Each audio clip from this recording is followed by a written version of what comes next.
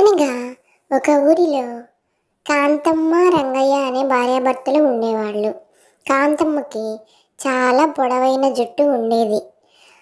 తనకు చాలా పొడవైన జుట్టు ఉందని కాంతమ్మ గర్వంతో ఉండేది. ఒకరోజు భర్త కాంతమ్మతో ఇలా అంటున్నాడు, ఎందుకే నీకే పొడవైన జుట్టు ఉందని ఎప్పుడూ కోడల్ని అలా ఆడిపోసుకుంటూ ఉంటావు? కోడలు చాలా మంచిదే, తనని ఎప్పుడూ అలా మాట్లాడకు. ఎప్పుడు కోడలి చేతే అన్ని పనులు చేయిస్తూ ఉంటావు, ఎప్పుడూ తిడుతూ ఉంటావు. పాపం నోట్లో నాలుక లేని పిల్లే. ఇంక చాలు ఆపవయ్యా. నా కొడుకు ఏదో ప్రేమించానని చెప్పబట్టి దాన్ని నేను కోడలిగా చేసుకున్నాను, కానీ నా మనసులో మాత్రం అందమైన పొడవైన జుట్టు ఉన్న కోడల్ని చేసుకోవాలని ఎంత ఆశపడ్డానో తెలుసా? నా కొడుకు జీవితంలోకి దరిద్రంలా వచ్చింది. రోడ్డు మీద వెళ్తుంటే నీ కోడలికి ఏంటి పొట్టి జుట్టు ఉంది, పొట్టి జుట్టు ఉందని అందరూ నన్ను ఎలా ఎగతాళి చేస్తున్నారో తెలుసా?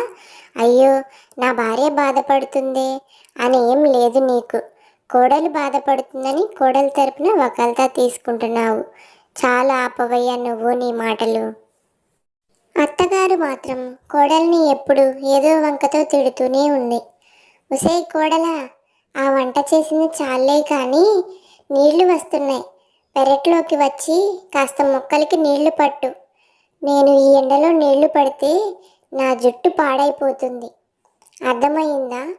రావే అంటూ ఎలా పడితే అలా మాట్లాడుతూ కోడలితో అక్కడ ఇక్కడ అని అన్ని పనులు చేయిస్తూ ఉంటుంది కాంతమ్మ. ఇలా జరుగుతూ ఉండగా ఒకరోజు కాంతమ్మ నెలవారీ సరుకులు తీసుకొని వస్తుంది.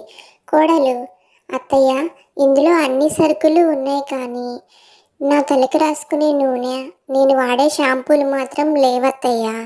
పొరపాటున షాప్ అతను ఇవ్వటం మర్చిపోయాడేమో, ఒకసారి షాప్ అతనికి ఫోన్ చేసి కనుక్కోండి, తీసుకొచ్చి ఇచ్చి వెళ్తాడు అని సువర్ణ అత్తగారితో అంటుంది. వెంటనే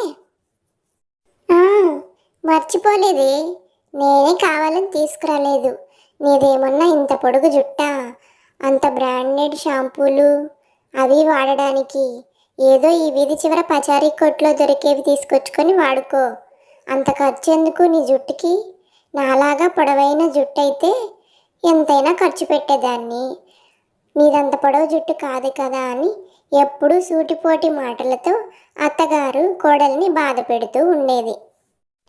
ఇలా అత్తగారి సూటిపోటి మాటలకి కోడలు ఒకరోజు బాధపడుతూ ఒక్కలం దగ్గర కూర్చుంటుంది. అక్కడ ఒక స్వామీజీ కనిపిస్తాడు. తనతో తన బాధ అంతా చెప్పుకుంటుంది. అత్తగారు పెట్టే బాధలు, పొడవు జుట్టు లేని తన కష్టాలు అన్నీ చెప్పి బాధపడుతూ ఉంటుంది.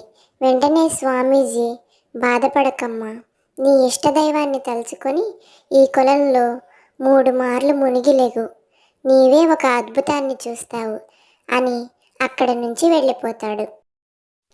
స్వామీజీ చెప్పినట్టే కోడలికి నల్లగా పొడవైన జుట్టు వస్తుంది. కోడలు చాలా సంతోషంతో దేవుడికి ధన్యవాదాలు చెప్పుకొని ఇంటి పెరట్లో నిలబడి ఇలా అనుకుంటూ ఉంటుంది, ఇప్పుడు మా అత్తయ్య నన్ను ఇలా చూస్తే చాలా సంతోషపడుతుంది, ఈ రోజు నుంచి నన్ను చాలా బాగా చూసుకుంటుంది అని ఆనందపడుతూ ఉంటుంది అక్కడే నుంచొని. అత్తగారు పొడవైన జుట్టు ఉన్న కోడలిని చూసి ఆశ్చర్యంగా, నీకు ఈ జుట్టు ఎలా వచ్చింది చెప్పు అంటూ కోడల్ని అడుగుతుంది. కోడలు చాలాసేపటి తర్వాత అత్తపోరు తట్టుకోలేక జరిగిన విషయం మొత్తం చెప్తుంది.